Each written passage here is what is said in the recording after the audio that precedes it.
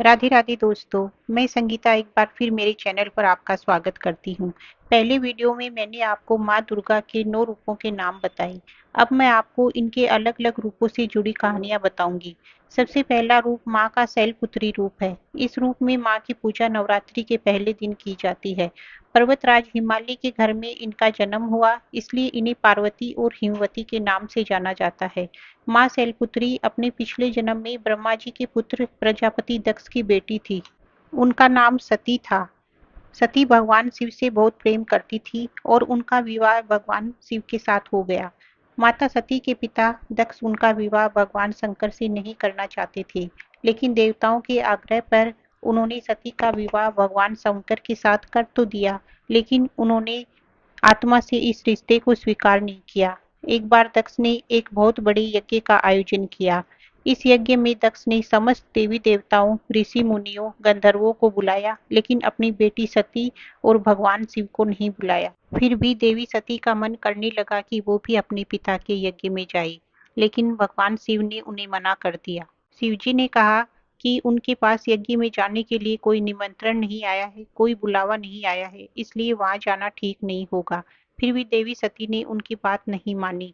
बार बार देवी सती ने यज्ञ में जाने की बात कही तो भगवान शिव ने उन्हें जाने की अनुमति दे दी। फिर देवी सती जब अपने पिता के घर पहुंची तो किसी ने भी सती के साथ प्रेम और सम्मान से बात नहीं की। वहां सती की बहनों ने भी उनका और शिवजी का मजाक उड़ाया।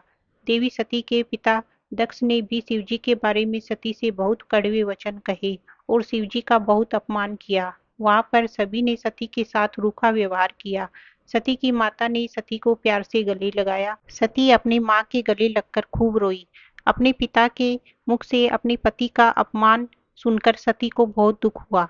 अपने पति का इतना अपमान सती से सहन नहीं हुआ और सती ने यज्ञ में कूदकर अपने प्राण दे दिए। जब भगवान शिव को इस बात का पता चला तो उन्होंने दक्ष के यज्ञ को खंडित करके दक्ष का वध कर दिया और सती के शव को लेकर घूमते रहे। भगवान शिव सती से बहुत प्रेम करते थे और उन्होंने किसी भी कीमत पर सती के शव को नहीं छोड़ा, तो भगवान विष्णु ने अपने सुदर्शन चक्र से सती के शव के टुकड़े टुकड़े कर दिए और ये टुकड़े धरती पर बहुत जगह गिरे, जहाँ आज भी माता के पुराने मंदिर हैं।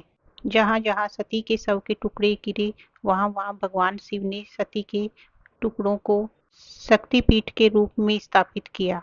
उसके बाद भगवान शिव घोर समाधि में लीन हो गए। माता सती ही पर्वतराज हिमालय के घर में जन्मी, जिनका नाम शैलपुत्री है और नवरात्रि के पहले दिन इनकी पूजा की जाती है। इस रूप में माँ बैल पर सवार है और उनके एक हाथ में त्रिशूल है और दूसरे हाथ में कमल का फूल है। इस रूप में माँ एक नवजात बालिका के रूप में है। त्रिशूल माँ की शक्ति के रूप में जाना जाता है और फूल माँ की कोमलता को दर्शाता है। माँ शैलपुत्री की कथा सुनने से और उनकी पूजा करने से मन में शांति और मजबूती आती है। माँ शैलपुत्री की पूजा नवरात्रि के पहले दिन की जाती है। पूजा के लिए सबसे पहले एक साफ चौकी पर माता रानी की मूर्ति स्थापित करें।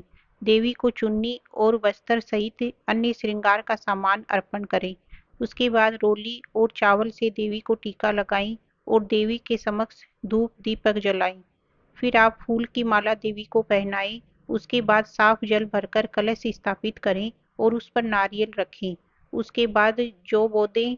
अब आप दुर्गा सप्तशती का पाठ करें। अंत में माता की आरती करते हुए गलतियों के लिए माफी मांगे। उम्मीद करती हूँ माँ शैलपुत्री की कहानी आपको जरूर पसंद आई होगी। माता रानी सदैव आप पर अपनी कृपा दृष्टि बनाए रखे, इसी विश्वास के साथ मेरे चैनल को सब्सक्राइब कीजिए, वीडियो को लाइक कीजिए। अगले वीडियो में हम बात करेंगे माँ ब्रह्मचारिणी के स्वरूप की। तब तक के लिए राधे राधे।